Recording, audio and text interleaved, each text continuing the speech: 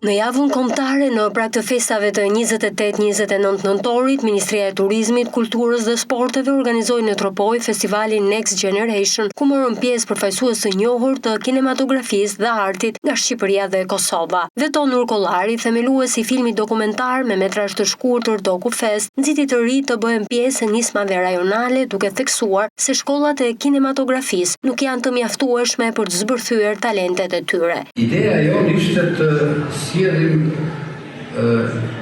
qendrat e filmit fillimisht të Kosovës, Shqipërisë dhe Maqedonisë së Veriut, dhe në vitin që vjen edhe të dy shteteve në rajon, Malit Zi dhe Bukarisë, me idenë që për 4-5 vite të ardhshme të bëhet tamam një forum i bashkëprodhimit real.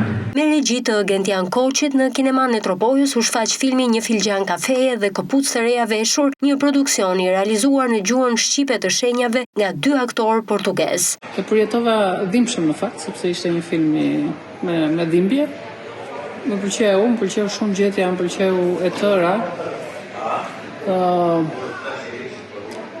Nuk e di ata djemt janë binjak, janë vërtet të një jetë me probleme të folurën apo jo, por loja e tyre ishte jashtëzakonshme.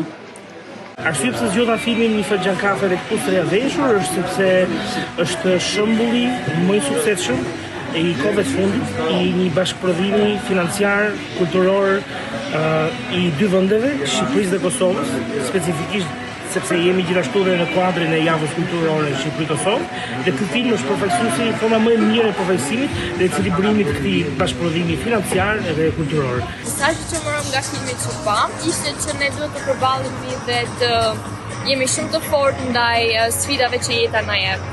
Në panelin kushtuar arteve grafike, Vatra Abrazhi, themeluese e Autostrada Bienale në Prizren, njohu të rit me guximin e 3 20-vjeçarëve me syre dhe vetë Vatrës për të përfaqësuar Kosovën në konkurset ndërkombëtare të artit bashkohor. Ne kemi pas një vizion se sa e rëndësishme është me pru një platformë të tillë në Prizren, të rinj, nxënësit, studentët me shku me pa muzeun, një farforme me pa galeri të shpërndara në qytet, ose me pa qytetin në një formë që nuk janë mësuar e pa. Njërisi në javën kulturore kombëtare ishte dhe panajiri veshjeve të realizuara nga Autostrada Bienale dhe Pop-up Shop. Jam Due Perkola, vi nga Durrësi. Ideja e këtij Pop-up Shopi është që të mbledhim rinin. Ne e bëjmë këtë nëpërmjet festave që organizojmë disa festa për gjatë vitit. Dhe duke nga ideja e festave, gjithashtu krijuam dhe një linjë rrobash, të cilën e shesim tani në website. Dhe ideja është e gjitha që të kalojmë një kohë të mirë, kalojmë një kohë bukur, pa komplekse. Të ftuarit që vinë për festat tona janë të gjithë të përzgjedhur.